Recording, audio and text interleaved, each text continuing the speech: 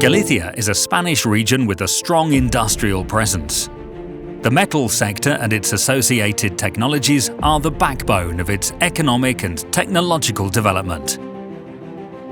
Bathed by the Atlantic Ocean, with 1,500 kilometres of coastline, this region has forged a strategic alliance between its metal industry and the food sector, to which it supplies state-of-the-art machinery.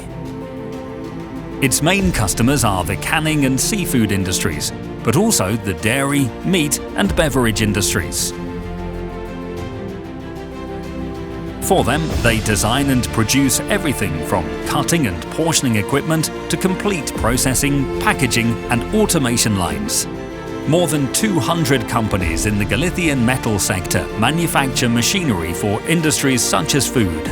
They generate more than 2,000 direct jobs and 1,000 million euros in annual exports, mainly to Europe, but also to countries in America, North Africa and Turkey. Due to their size, small and medium-sized companies predominate, providing agility and adaptability to local customers and exporters. With decades of experience, companies in the sector have been able to adapt to changing times, evolving into a modern, digital and sustainable industry.